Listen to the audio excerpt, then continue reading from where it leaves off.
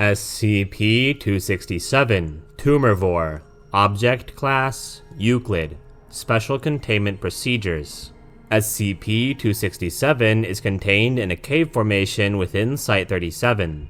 Live animals must be supplied to replace any that succumb during the course of feeding. A population of livestock is maintained on site for this purpose. Any personnel interacting with SCP-267 organisms should be furnished with Level 4 isolation equipment and a tranquilizer weapon and stun gun for protection. Wild occurrences of SCP-267 must be eradicated as soon as they are detected. Recovered human victims cannot be rehabilitated, but are to be removed for use in ongoing observation of possible anti-senescent effects of SCP-267's venomous excretions. Description: SCP-267 are hairless, sightless, carnivorous rodents highly adapted for subterranean life and eusocial colonies. A single nest is currently contained in the cave formations in SCP-267 is biologically similar to Heterocephalus glabrer but represents a distinct subspecies. Members of an SCP-267 colony spend the vast majority of their lives underground. They lack eyes completely, and auditory and tactile senses are atrophied.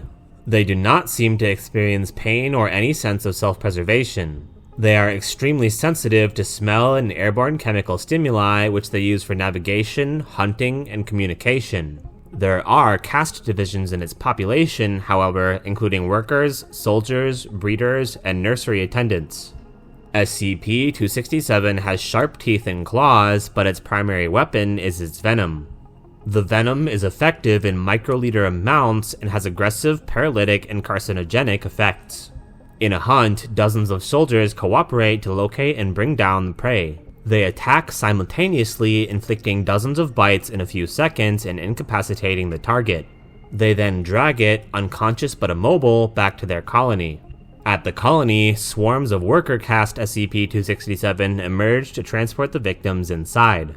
Workers remove foreign aromas, carefully check for parasites, and physically dismantle the organism's means of locomotion to prevent escape.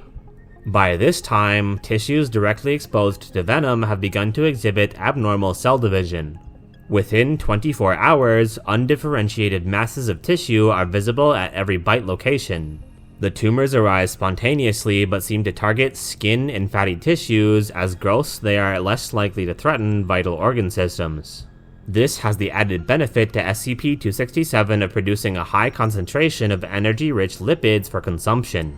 The tumors grow continuously until a few days after the larder animal's death. Because of the rapid tumorigenesis, larders have massive caloric needs. Workers masticate and regurgitate root pulp to provide the larders with nutrition.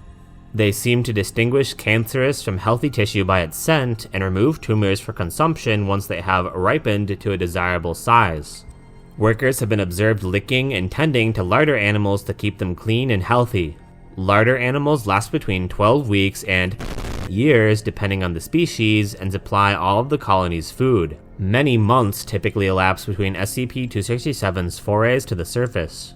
Members of SCP-267 are violently territorial and respond with overwhelming force to any intrusion into their caves. With sufficient food, they are capable of extremely rapid reproduction, a fact that has become particularly threatening since the extinction of their primary predator.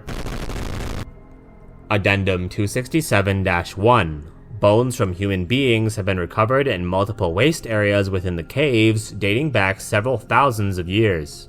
Because of the difficulties in operating inside the nest, a full forensic survey of these leavings is unfeasible. 19 months after containment was first established, Larder A26 was discovered to be human, possibly who disappeared along with his parents on a family trip in at the age of.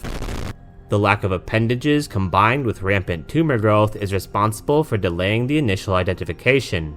Genetic tests are consistent with human DNA with massive deleterious mutations. Attempted interviews with the subject, SCP-267-A26, has discovered only that his language faculties have atrophied over the course of his imprisonment. Addendum 267-2. SCP-267 shows a marked preference for acquiring humans as compared to other mammals. This is likely a result of humans' long lifespan and fast metabolism compared to other prey. Human subjects provide 33% more cancerous matter per month than a similarly sized pig and can be kept as larder animals until the expiration of their natural lifespan. Footnote: there is some evidence that animals, including humans, may live longer than normal individuals of their species, perhaps due to some effects of SCP-267's venom or due to the abnormal tumor growth. Further observation is necessary to substantiate this observation. End footnote. This helps to explain forensic and anthropological evidence of human predation even at a time before habitat intrusion made such behavior inevitable. End file.